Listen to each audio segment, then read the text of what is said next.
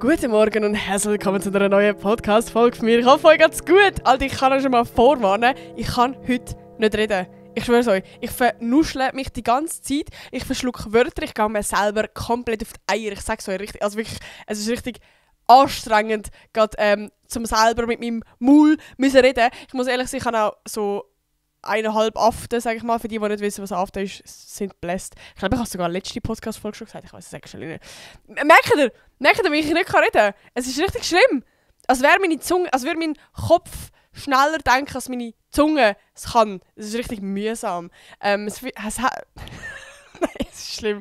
Es hat vielleicht auch seine Gründe, weil zum einen ist es schon 1 in der Nacht. Ich habe zum Glück Ferien immerhin, aber trotzdem, wir haben jetzt gerade Montagabend, Alter. Es ist fucking 1. Und ich bin auch ein bisschen müde. Und ich habe halt einen kompletten Koffeinentzug, weil der Can und ich, wir machen ja jeden Monat so ein bisschen eine Challenge, wo wir beide durchziehen. Also jetzt machen wir eben gerade die Challenge, dass wir mehrere Sachen. Wir haben nämlich gesagt, wir wollen so ein bisschen einen gesunden Monat machen, also so ein bisschen gesünder ernähren. Jetzt nicht unbedingt zum Abnehmen oder so, sondern mehr einfach so, wir haben nur Scheiße gefressen. Wir haben jetzt Veganuary gemacht, das kann ich euch nachher auch noch so ein bisschen genau erzählen, weil das ist jetzt fertig. Und eben jetzt machen wir so ein bisschen wie gesünder allgemein, aber wir werden so ein bisschen, ja, ich finde es immer schwierig zu sagen, ja, mach allgemein gesünder, sondern jetzt haben wir so wie klare Regeln gesetzt. Also das heisst, kein Süßgetränk. Also was dazu zählt, ist einfach nur noch Wasser trinken, Tee geht auch. Wir haben jetzt zum Beispiel gesagt, so Sugar-Free Red Bull zählt auch nicht, weil das ist jetzt nicht der Sinn davon. Aber was wir sagen, zum Beispiel beim Thema Alkohol, habe ich schwierig gefunden.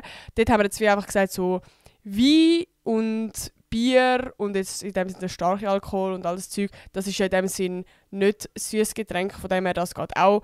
Aber jetzt zum Beispiel so Cocktail oder so, oder einfach so Mischgetränk, das geht nicht. Das haben wir wie so ein bisschen gesagt. Dann wollen wir jetzt einfach wie so ein bisschen schauen, dass wir nicht mehr so... Also ich zum Beispiel bin voll Schoki-addicted und er ist voll so Schleckwaren-Süßigkeiten-addicted. Also es ist wirklich schlimm im Dezember. Kennt ihr die Santas? Also es sind eigentlich wie so Kinderschoki-Eier, aber so in so Samichlaus-Form, so riesige Dinge. Ich schwöre euch, das ist kein Witz. Ich habe, no joke, fast jeden Tag eine gefressen. Die sind so geil! Ja, von dem her ist unsere Sucht, was so Süßigkeiten angeht, momentan ein bisschen aus dem Ruder gelaufen. Und jetzt wollen wir so ein bisschen schauen, was das mit unserem Suchtverhalten, sage ich mal, macht, wenn man jetzt auch wie auf das verzichtet. Und wir haben uns noch vorgenommen, um auch noch so ein bisschen in Bewegung zu kommen, 10'000 Schritte am Tag machen. Eigentlich haben wir zuerst so vollen einen Gym-Monat machen, das werden wir vielleicht sonst mal machen. Aber wir werden das Ganze langsam angehen. Ich bin nur schon stolz, dass ich einmal in der Woche ins Bodyforming gehe. Und darum haben wir jetzt wie gesagt, wir werden jetzt mal daily probieren, 10'000 Schritte zu schaffen. Und also ich habe das ja, vielleicht möchte sich die ein oder andere noch erinnern, die schon urlang im Podcast dabei sind, als ich in Montreux war, dort habe ich so ein bisschen angefangen mit dem Podcast, oder das war noch frisch. Dort habe ich das immer gemacht, jeden Tag 10'000 Schritte. Ich war ja 7 Wochen dort im Sprachaufenthalt und ich bin auch oft alleine und ich habe es mega genossen, dass ich so alleine laufen gehe und mich viel bewegen und so. Und von dem her, also weißt du, es gibt wie auch so eine App, wo so eine, also eigentlich Health vom Dings aus, vom iPhone aus halt, aber ich habe wie auch noch so eine App, wo ich, seit dem iPod oder so, habe ich die, so, wo auch Steps heisst, und da siehst, also dort wird halt so, der Balken wird so grün, wenn du 10'000 Schritte geschafft hast und das, Alter, das schüttet so viel Dopamin aus, ich brauche das. Und darum haben wir jetzt wie gesagt, wir machen das wieder.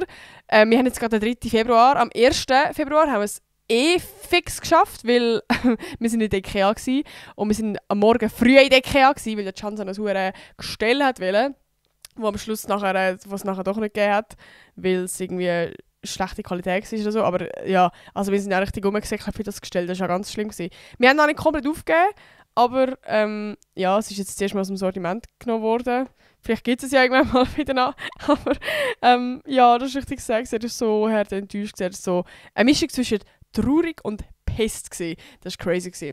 Ja, vor allem, wir sind darum am Morgen hure früh aufgestanden, also für Ferienverhältnisse um 7 Uhr am Morgen, um 9 Uhr nachher auf der Matte stehen in der IKEA. Ja, genau. Von dem her haben wir, wie wir in der IKEA waren, schon ganz viele Schritte gemacht. Und gestern haben wir es literally einfach vergessen. Ich glaube, auch wenn wir am ersten Tag jetzt wie nicht so viel Effort haben müssen geben, um die 10'000 Schritte zu erreichen, haben wir es wahrscheinlich vergessen, dass es zu unserer Challenge dazugehört, weil wir so viel fokussiert sind auf kein Süßgetränk. Aber das ist schon noch crazy. Einfach so kein Süßgetränk mehr, weil irgendwie so... Also, ich muss sagen, ich bin ja... Also für die, die es nicht wissen, so, ich bin gerade voll am immer abschweifen, aber ich bin nur mit Süßgetränk aufgewachsen. Ich habe als Kind nie Wasser getrunken, meine ganze Family nicht.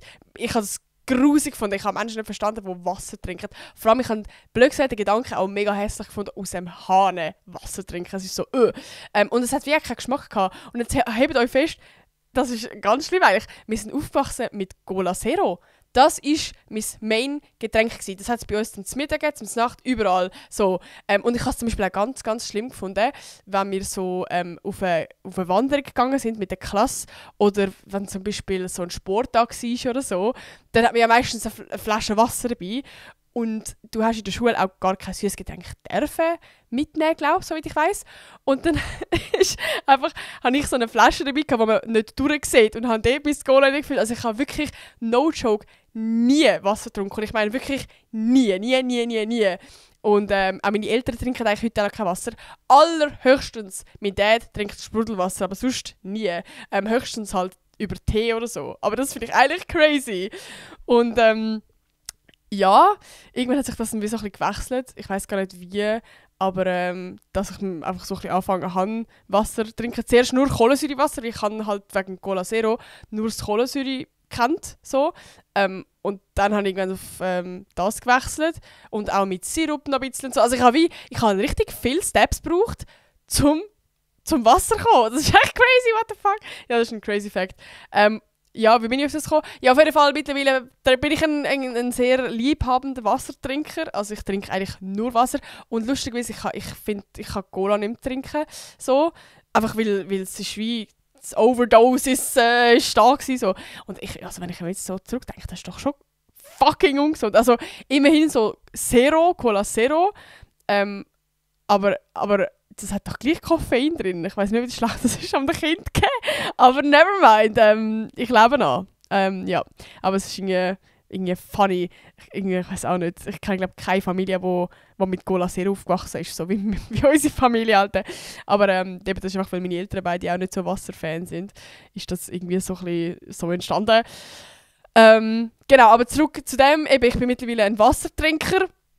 Und ich trinke eigentlich, ich würde sagen, grundsätzlich nicht so viel Süßgetränk. Was ich halt wirklich auch recht oft trinken kann, ist halt Mate. Also El Toni Mate, my favorite. Vor allem, wenn du Student bist, ist das halt das Getränk Number One. Und ich habe, also keine Ahnung, habe ich gerne Kaffee so. Ich bin kein Kaffeetrinker und darum ist das meine einzige Koffeinquelle gewesen, zum wach bleiben. Genau, oder halt noch Red Bull gibt es natürlich auch noch so. Aber sonst so Süßgetränk, was trinke ich da? Was gibt es da überhaupt für Süßgetränk? Also ja klar, wenn du so an einer Party bist oder so, dann das ist zwar eigentlich auch Mische immer Red Bull oder so. Sonst bin ich nicht so Süßgetränk. Eben so Cola gar nicht, Eistee auch nicht, Fanta auch nicht. Was gibt es denn noch? Es gibt irgendwie viele Sachen und es kommt mir gerade nichts in den Sinn. Aber das sind doch so die Main Süßgetränke. Oder habe ich jetzt gerade etwas komplett vergessen? Ja, ich weiß gerade auch nicht. Aber ja, ich bin sonst nicht so ein mega süßes Getränktrinker. Ausser eben Mate. Und das ist jetzt wieder so der grosse Verzicht. Und das ist auch fucking asozial, weil das eben, wie gesagt, meine einzige Koffeinquelle ist. Und der Can kann halt jetzt wieder Kaffee trinken und einfach den Zucker weglassen. Das ist asozial. Voll. Aber ja, eben, das ist wie so ein bisschen die Challenge, die wir jetzt diese Woche haben. Und es ist ja easy lustig, weil wir jetzt eben, wie gesagt, heute auch hätten wir 10'000 Schritte schaffen. Und es ist so, keine Ahnung, wir haben heute schon so ungefähr daran gedacht, ja, wir werden heute noch laufen. Und plötzlich ist es so 11 Uhr am Abend und der Can sagt plötzlich so zu mir, oh mein Gott, wir haben es schon wieder nicht geschafft. Ich so, fuck, wir gehen jetzt laufen, bis 00 ist, wir holen jetzt alles raus. Ich hatte irgendwie schon 7'000 Schritte, weil, wieso? Weil ich heute noch in Starbucks bin hustlen mit einer Kollegin und er hat irgendwie so 5000 Schritte oder so gehabt. Und wir sind wirklich da voll nicht sprinten, also es auch nicht übertrieben, aber wir sind einfach laufen so. Und ich habe es nachher so geschafft. Ich habe mittlerweile jetzt so 12'000 Schritte. Und beim Can, es ist so 5 vor gewesen. Wirklich so 5 vor 12, wortwörtlich.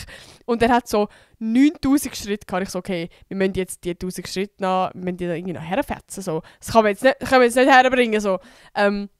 Fangen wir so alle Techniken, wir fangen da sein Handy schütteln. Weil ab dem Zeitpunkt ist es dann einfach scheißegal gewesen, ob es jetzt wirklich 10'000 Schritte sind oder ob es einfach auf dieser scheiß App 10'000 Schritte stehen. Weil schlussendlich muss es ja einfach motivieren, wenn du so einen Strike hast. Also auf dieser App hast du halt wie so, wenn du so 3 Tage hintereinander 10'000 Schritte schaffst, dann hast du so quasi wie einen Strike, so quasi wie Snap flammenmäßig. Und das braucht sie einfach für die Motivation so. Und ich schwöre, wir haben alles gemacht. Wir sind da am Sprinten gewesen, am Handy schütteln. Ich glaube, Leute, die uns von außen gesehen haben, haben sich also gedacht, what the fuck. Ja, schlussendlich war es so 0,000 gewesen. Und Bro, es ist einfach 9952 Schritte gewesen. Alter, wegen fucking 48 Schritte hat er es nicht geschafft. Und das ist wirklich, ich glaube, das würde ich schon sagen, ist das Lustigste von der Woche gewesen. Das war einfach richtig sad gewesen. Ja, genau. Das haben wir einfach, also ich habe es geschafft, er hat es aber nicht geschafft. Aber wir ziehen das gleich durch. Ich kann ja sonst jede Woche dann so ein bisschen ein Update geben, wie unsere Challenge so ein bisschen verläuft. Und ja, also irgendwie habe ich das wieder komplett unterschätzt. Ich weiß gar nicht, wie ich das im Monat gemacht habe, dass ich so easy 10'000 Schritte am Tag machen kann. Weil das ist schon auch viel, Alter. Also ich glaube, Leute, die halt wirklich so, weißt, vom Job her schon 10'000 Schritte machen, wenn du jetzt irgendwie, keine Ahnung, eben im Spital schaffst und viel rumlaufst oder wenn du oder auf der Baustelle schaffst oder irgendwie so Sachen. Aber wenn du einen Bürojob hast oder wenn du studierst, dann hockst du halt den ganzen Tag und bewegst dich in dem Sinne nicht. Und dann sind die 10'000 Schritte neben dem quasi Arbeiten, das ist schon noch schwierig. Also eben, ich habe jetzt halt Ferien, darum kommt es bei mir so ein bisschen auf den Tag drauf an. Aber da gibt es halt auch mal einen Tag, wo du halt die ganze Zeit daheim chillst. So. Und dann musst du halt gleich so blöd gesagt aktiv schauen, weil es halt nicht automatisch passiert. Aber genau. Aber eben, so der Veganuary ist ja jetzt wie abgeschlossen. Und ja, ich finde es genau crazy. Also ich werde jetzt eben im YouTube-Video noch so ein bisschen mehr dazu erzählen, weil ich noch ein YouTube-Video will. Alter, ich habe gehört, wie ich rede, es ist wirklich schlimm. Weil ich, wie gesagt, noch ein YouTube-Video will machen über Veganuary. Und also auch mal so ein grundsätzliches Resümee. Ich finde es crazy, wie einfach das ist. Also ich weiß jetzt gar nicht schon, ob ich es in der letzten Podcast-Folge gesagt habe. Aber also, für mich ist das immer so ein riesiger Step gewesen von, oh mein Gott, das wird mich so hart einschränken und ich kann dann das und das kann ich alles nicht mehr essen. Und ich habe mega oft Momente gehabt, wo ich so irgendwie etwas am Essen war und immer so gedacht habe, boah, zum Glück bin ich nicht vegan, weil dann könnte ich das jetzt nicht essen. Oder wie, nicht zum Glück, sondern mehr so, boah, das wäre jetzt schon verdammt schwierig. So. Und irgendwie, ich habe immer so, also ich war ja lange vegetarisch gewesen, so seit dem Juli 2020. Und ich habe immer so gedacht, vegan ist so ein mega krank grosser Step. Aber es war actually einfach in meinem Kopf ein riesen Step gewesen, weil wenn ihr mal, also ich schwöre, falls ihr euch am Überlegen sind, zum vegan werden, dann müsst ihr euch einfach mal eine Challenge setzen, eben mal so einen Monat. Oder nur schon eine Woche. Und ich schwöre es euch, es ist so fucking einfach. Also natürlich kommt es darauf an, wenn du jetzt daheim wohnst und quasi nicht für dich selber kochst, dann ist es natürlich noch ein bisschen schwieriger, weil dann kommst du so mit einer Extrawurst an. Aber ich, der jetzt ausgezogen bin und wie der Can auch mitgemacht hat bei der Veganuary Challenge, ist es wie, haben wir es quasi in der Hand gehabt. Wir haben es halt eingekauft, alles vegan. Und es ist so, ich habe es wirklich so easy gefunden. Ich war selber überrascht gewesen, wie einfach das ist. Also wie, du hast eigentlich praktisch alles kannst du ersetzen. Also es gibt Mascarpone in vegan, es gibt alles in vegan. Und ich finde, es hat auch so ein bisschen Spass gemacht, zum so ein bisschen, also es fühlt sich halt wirklich wie eine Challenge an, wie so etwas, was du willst schaffen, was du willst meistern. Und dann eben haben wir so mal auch Herdöpfelgratin, die wir sonst immer gemacht haben, mal in vegane Version probiert. Es ist eben so ein bisschen eine Herausforderung, so hey, jetzt will ich mal unser Gericht ausprobieren in der veganen Version. Funktioniert das? Ist es geil?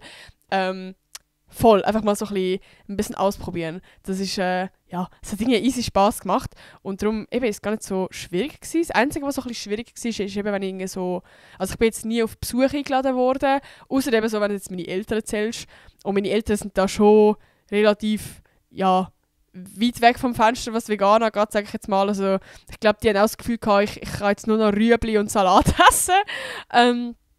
Aber die haben sich auch mega Mühe gegeben. Also eben, so, ich habe sie ja wie so ein bisschen in dem Sinne aufgeklärt, was das genau ist und dass man da noch ein bisschen mehr essen kann. Und sie haben dann mega herzig, als ich dann bin auf Besuch war, haben sie so, mein Dad hat so extra Wraps eingekauft und so ein bisschen Guacamole gemacht. Einfach so richtig herzig. Und so Tofu gekauft und so. Ja, das war richtig cute gewesen. Darum natürlich kommt es darauf an, wie offen deine Family ist oder ja, der Besuch, wo du hingehst. Oder, ja, ich meine, keine Ahnung, so, es kommt voll darauf an. So. Aber wenn du, jetzt ich, der ausgezogen bin und nur schon in Zürich wohne, das macht glaube ich auch noch recht viel. Und in dem Sinne viel, also wenn ich jetzt mal auswärts Restaurantmöglichkeiten habe, als jetzt, keine Ahnung, wenn du irgendwo im Dorf wohnst. Also ich habe es schon gemerkt, als wir mit der Family sind, einfach irgendwo in ein Restaurant gegangen und ich wollte heiße Schoki bestellen. Alter, geht halt nicht. Die haben halt wirklich nur Kuhmilch. Und das finde ich schon crazy, weil jeder Zehnte hat doch Laktoseintoleranz, wenn nicht sogar mehr Prozent. Darum, das finde ich schon crazy. Und das ist ja nicht mal die Leute, die vegan sind, den Anteil damit gerechnet, sondern es sind einfach wirklich Leute, die keine Milch trinken, weil sie es nicht vertragen. So. Darum habe ich irgendwie noch crazy gefunden, dass es nicht normal ist im Restaurant, dass man auch noch Milchalternativen hat. Aber ja, darum ich habe das Gefühl, wirklich in Zürich ist das schon noch mal ein bisschen einfacher oder einfach allgemein in Städten, weil es, glaube dort schon noch ein bisschen normaler ist, dass man eine andere Milch hat und vegane Alternativen und so Sachen. Voll. Und bei mir auch der ZHDK haben wir wie in der Cafeteria und in der Mensa immer ein veganes Gericht so und in der Cafeteria so ein Ding, wo so alles vegan ist, mit veganen Sandwiches und so. Das hat es auch hure einfach gemacht. Ja, genau, von dem her war das relativ easy gewesen. Aber wie gesagt, ich will im Video dann noch ein bisschen mehr dazu erzählen. Und ich muss sagen, eben durch das, dass ich es so einfach gefunden habe und irgendwie auch mit mir selber, in dem Sinne von der Moral her, weil ich ja schon lange das wollen werden und ich mir dachte, das ist schwierig, bin ich jetzt wie...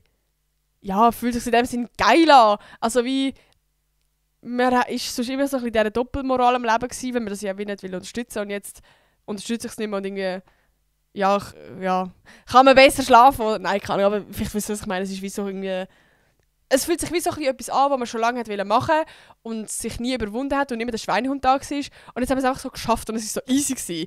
Und das ist einfach ein geiles Gefühl. Voll, das ist glaube bei mir so ein bisschen das Ding.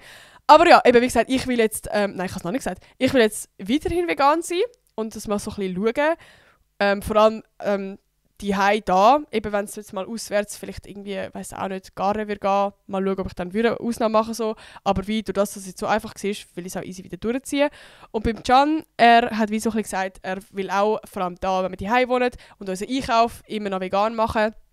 Und auswärts wird er dann so ein bisschen schauen. Lustigerweise ist es jetzt immer noch am Durchziehen, also seit dem Februar, sage ich jetzt mal.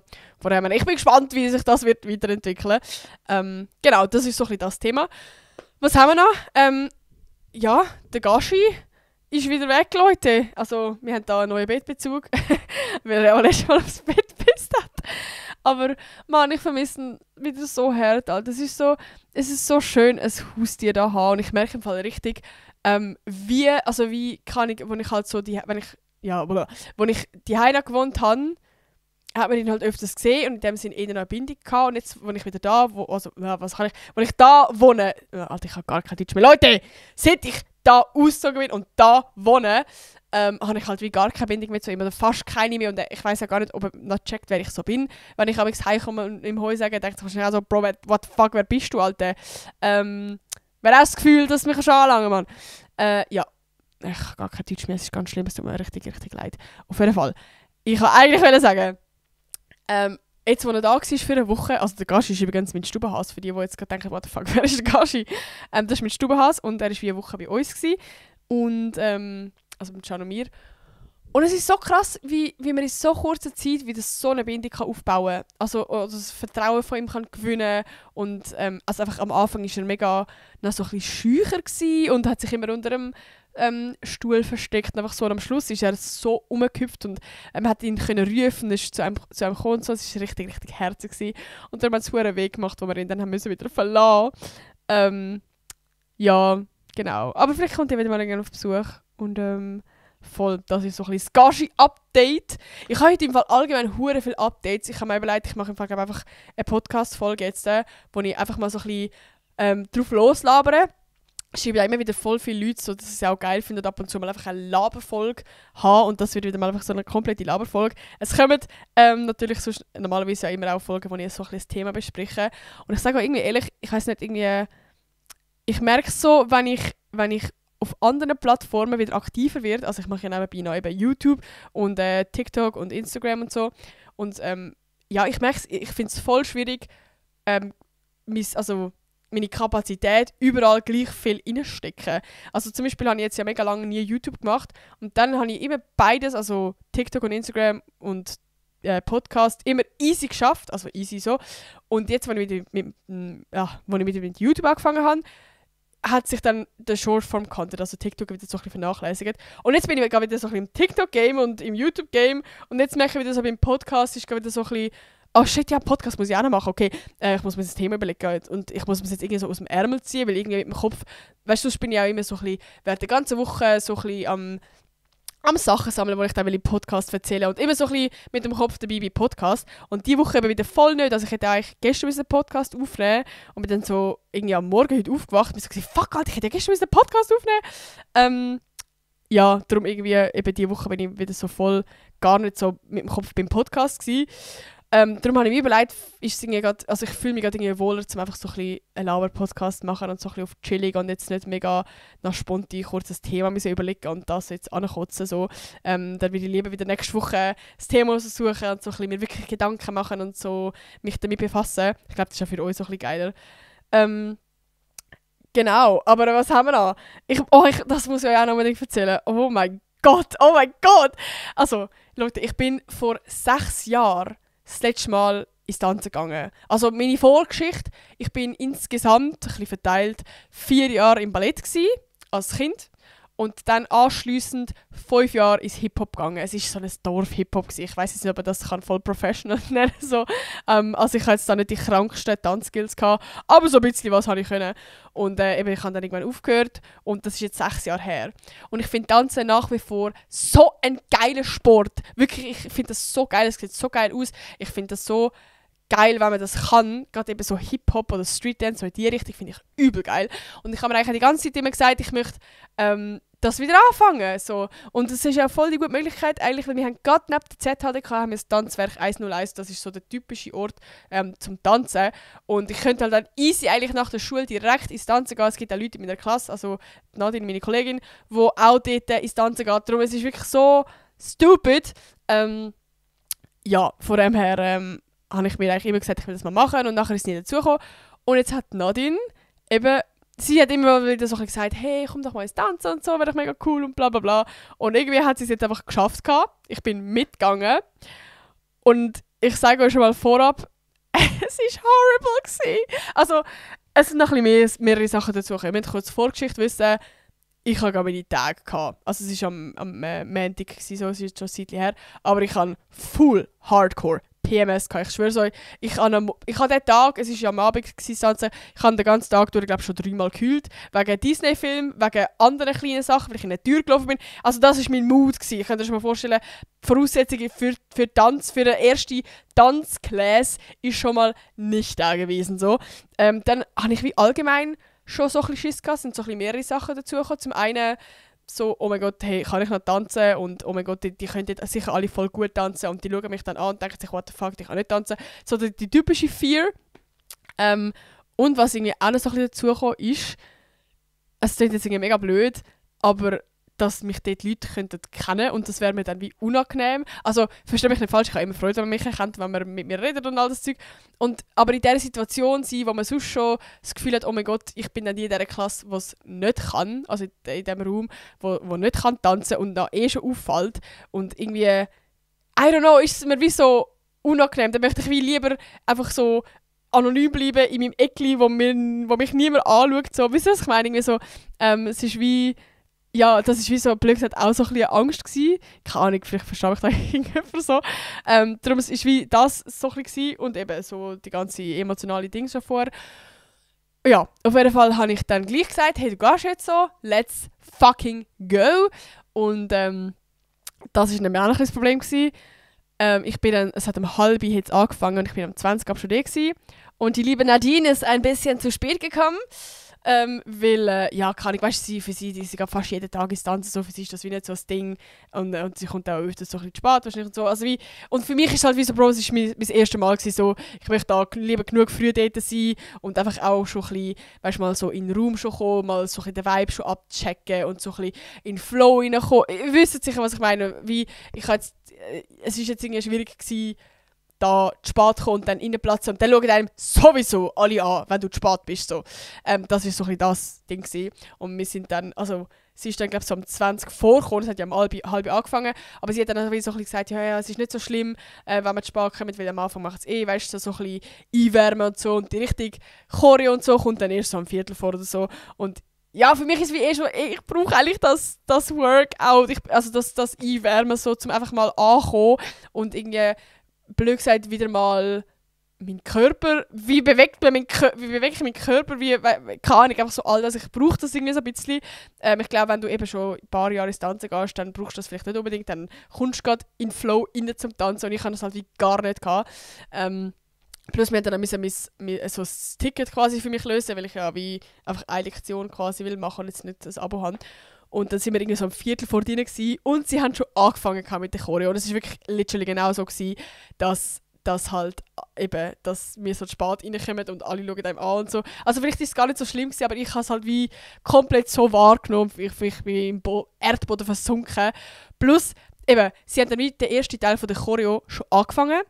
Und Nadine, meine Kollegin, die halt mega gut im Tanzen ist, so, sie ist dann auch voll schnell schon reingekommen. Wirklich, sie hat, also vorne dran hat die Tänzerin quasi nochmal gemacht, von Anfang an kurz gezeigt. Und Nadine hat sie gerade schon gecheckt. Und alle, also tanzen gerade die Choreo und ich muss mir vorstellen, ich stehe da wie ein Pinsel.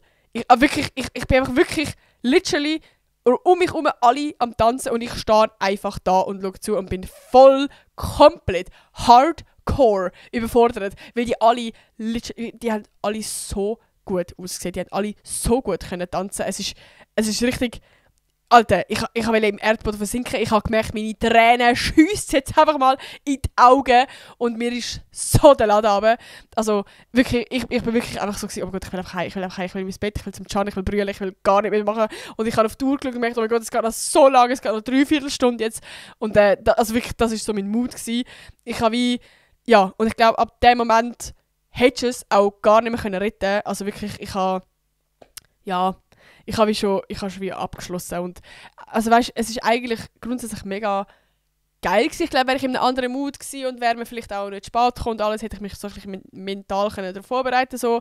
Dann wäre es vielleicht auch ganz anders gewesen. Aber es ist wie, ja, in meinem Kopf war es wie schon vorbei gewesen. Man hätte jetzt wie auch gar nicht mehr machen können so. Und ich habe wirklich einfach Zeit abgewartet, bis ich wieder heim kann gehen. Und ja, ich habe es dann irgendwie probiert, die Choreo zu machen, aber es ist halt so fucking frustrierend, wenn du, also weißt, ich bin dann auch so fest immer am Overthinken gewesen, dass ich auch gar nicht mega auf jetzt die Choreo schauen und die merken so. Ich glaube, das ist auch noch so ein Grund gewesen. Dann habe ich mir eben, gerade wegen dem Overthinken, habe ich mir die Choreo nicht merken und dann ist es noch mehr frustrierend, wenn du während dem alle das könnt machen, du noch checkst, oh fuck, ich kann es nicht. Also es ist wirklich, das war horrible gewesen. Ja, aber eben, ich habe schlussendlich gleich mitgemacht. Ich muss sagen, jetzt im Nachhinein, wo ich ein bisschen out of emotions bin und jetzt nicht mehr so meine Tage habe und so, kann ich eigentlich gleich sagen, dass es cool ist und ja, vielleicht, dass ich gleich mal nochmal gehe. Ich würde sagen, es ist auch noch ein bisschen einfacher mit jemandem gehen, der in der gleichen Situation ist wie ich, also der auch das erste Mal geht und auch vielleicht so ein bisschen überfordert ist und dann können wir so ein bisschen gegenseitig die Wunden lecken und so. Aber das war wie so ein bisschen schwierig gewesen. Und vielleicht, wird es jetzt nicht gerade der nächste Montag wieder sein, aber ja, ich muss gleich sagen, ich bin irgendwie proud of mich, dass ich so mich überwunden habe und es trotzdem gemacht habe und trotzdem durchgezogen habe. Ich habe auch einen Moment gehabt, wo ich mir leid habe, einfach rauszurennen und heimgehen. Also no joke. Einfach quasi mit einer Kollegin, eben der Nadine, schon sagen, hey, ich glaube, ich gehe heim, ich fühle mich nicht so wohl. Also ich war wirklich kurz davor gewesen. Aber ja. Aber hey, eben, wie gesagt, ich bin gleich stolz auf mich, dass ich das gemacht habe. Leute, falls ihr am überlegen seid, euch etwas zu machen, habt Angst, springt ins kalte Wasser, vielleicht ist das erste Mal scheiße, vielleicht wird das zweite Mal geiler und irgendwann wird es geil und irgendwie will ich es jetzt gleich noch nicht ganz aufgeben und gleich irgendwann mal nochmal probieren und ja, eben nur schon, wenn ich jetzt überlege, wenn ich ein Jahr dann ins Tanzen gehe, Alter, dann bin ich, weißt du, viel besser, als ich jetzt bin, dann dann falle ich nicht mehr auf. Dann bin ich einfach auch in dieser Gruppe und kann es. So. Und es braucht halt ein bisschen. Also es ist kein Tanzer geboren. Also blöd gesagt, es ist wie, die alle in diesem Raum sind mal das erste Mal in diesem Raum gewesen und haben vielleicht auch so gefühlt, wie ich fühle. Und das ist ja voll okay. Genau. Ja, das ist so ein bisschen das. Und was haben wir noch zu erzählen? Ja, ich war mit meinen Eltern am SRF-Event. Ich habe gar nicht so viel zu erzählen, aber es war noch lustig, weil es so ein U50-Event war. Und ich war letztes Mal schon mit dem Can und wir haben uns irgendwie so ein bisschen fehl am Platz gefühlt, weil wir so gefühlt die einzigen Jungen da drin waren. Und ja, irgendwie wie so ein bisschen befordert sind, was wir jetzt da machen.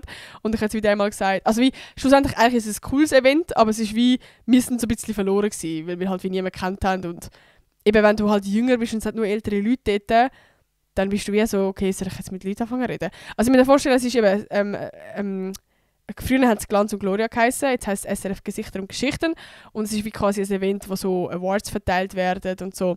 Und jetzt sind auch so ein bisschen all die typischen bekannten Schweizer Leute von SRF-Moderatoren zu, keine Ahnung, Miss Schweiz und einfach so Sachen. Genau, die Frau Iseli war auch dort gewesen.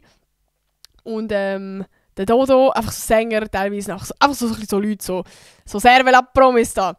Und ich habe dann gedacht, wie bei meinen Eltern, Alter, ich muss die mitnehmen. Weil die sind keine Ahnung, die sind so, zum Beispiel, wo ich die beim Influencer Award mitgenommen habe, die sind so gewesen, oh mein Gott, und dort. Die sind voll geflasht gewesen. Und ich glaube, die sind auch noch ein bisschen mehr so, ich sag mal so ein bisschen auf dem Fan-Vibe. Also wie, ich bin jetzt nicht so, also, wie soll ich sagen, für mich ist es jetzt nicht so ultra crazy, wenn ich jetzt, keine Ahnung, einen Bachelor gesehen oder, also wisst ihr das? Keine Ahnung, ich kann wie, und meine Eltern, die sind halt voll im Bachelor-Film, die schauen Bachelor, und wenn die halt einen Bachelor sehen, dann sind die so, oh mein Gott, der ist der und so, und ich schaue halt auch nicht so Bachelor so. Das ist wie nicht so meine Welt und ich kenne jetzt auch nicht so viele Leute, wo man vielleicht sollte kennen, so, ich habe jetzt auch eine Frau Iseli, wie heisst sie, Birgit Dingssteiner. Ja, klar. Ich weiss nicht mal den Namen. Und es ist wahrscheinlich auch peinlich, weil mega viele kennen sie. Und ich bin jetzt wie nicht so mega in diesem Game. Und darum ist es für mich, glaube ich, auch nicht so speziell. So. Und für meine Eltern ist es halt voll crazy gewesen. Die sind so Hardcore-Fans gewesen. Also Hardcore-Fans ist übertrieben. Aber die sind wirklich so reingekommen, so, oh, schau mal, dort ist dort. Und oh mein Gott, dort ist die. Und wow, wie krass, du stehst jetzt einfach gerade neben Peter Reber. Und das ist mega lustig gewesen, so. Voll, ich glaube, darum, die haben es richtig, richtig gefühlt. Haben also die ein oder andere Fanbilder gemacht. Das war so herzig, Alter. Das war richtig cute gewesen. Von dem her, ja, es war ein richtig lustiger Abend gewesen. Und, ja, das war so ein bisschen das gewesen. By the way, apropos SRF, Alter, am Mittwoch, in 2 Tagen, kommt einfach eine daher zu mir heim. Ganz spontan, haben wir jetzt heute Abend gemacht, lol. Dass sie über mich so eine kleine Reportage macht, so à la Beruf YouTuberin, lieben wir. Und es kommt dann auf SRF Kids. Ich bin sehr gespannt. Ich bin auch allgemein gespannt, wie das so ein bisschen wird, weil ich finde es immer so ein bisschen schwierig zu sagen, so YouTuberin, ist das ein Traumberuf und so, weil, also wie, es ist jetzt nicht so, es ist ja obviously nicht ein typischer Beruf und irgendwie, also weißt du, so klar, ist ja in dem Sinne mittlerweile mein Beruf, so ich verdiene mit dem mein Cash, so ich tue natürlich gleich noch nebenbei studieren, so. Aber ich finde es irgendwie auch komisch, ein Video dann darüber zu machen von wie, wenn wir jetzt ein Video machen über den Beruf Bäcker und es ist halt der Beruf YouTuberin, weißt du, was ich meine? Es ist irgendwie so, I don't know, das ist so ein bisschen das eine, was mir so ein bisschen Angst macht, vor allem weil es schon immer mega viel Vorurteile hat von die Influencer machen die ja gar nicht und irgendwie habe ich dann automatisch das Gefühl, ich muss jetzt beweisen, dass ich etwas mache, was voll dumm ist, weil ich muss gar nicht mehr noch etwas beweisen. Es soll einfach authentisch sein. Und ich glaube auch für die es jetzt werden schauen, so, falls es ein paar von euch werden sehen, ist es vielleicht einfach cool, mal so ein bisschen hinter der Kulisse zu sehen, hey, was braucht es alles für ein YouTube-Video, weil ihr gesehen halt meistens dann nur so ein 10-Minuten-Video und sehen vielleicht auch gar nicht so unbedingt Arbeit dahinter. Und ich glaube, das könnte schon auch spannend sein.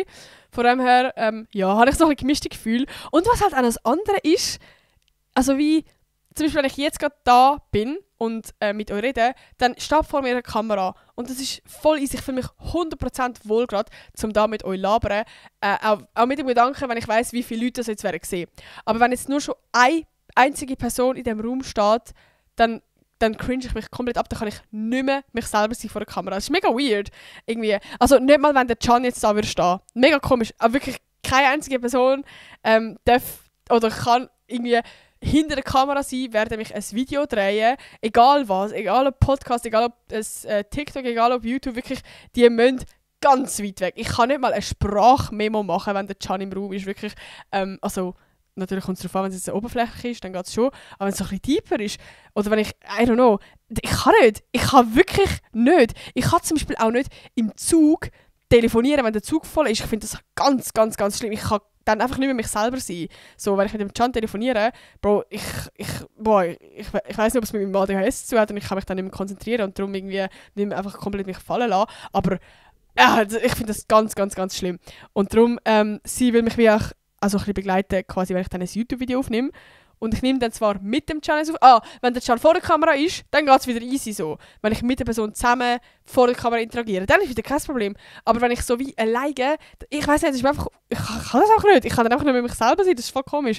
Und darum habe ich jetzt auch so ein bisschen Angst, eben, wenn wir dann ein YouTube-Video, also wenn ich dann ein YouTube-Video filme und sie ist quasi daneben und tut für ihr Video so ein bisschen filmen, wenn ich jetzt mein YouTube-Video am Filmen bin und irgendwie, ja, ich muss mal noch schauen, ob man es dann einfach wie staged. Ich sage auch ganz ehrlich, ich glaube, also, wenn ich merke, es geht nicht, dann sage ich einfach so, hey, können wir bitte einfach so tun, als würde ich jetzt ein YouTube-Video aufnehmen. Ich kann das nicht. Oder wie, sonst nehme ich halt das YouTube-Video auf und wenn ich merke, hey, ich kann gar nicht mich selber sein, dann lasse ich es halt einfach nicht auf, ist ja scheißegal. Oder dann tue ich es später nochmal filmen oder irgendwie so, I don't know. Ja, das ist mein ganz ehrlicher Struggle. Aber ich mache jetzt wahrscheinlich mit dem Can ein Fragengetrennt beantworten.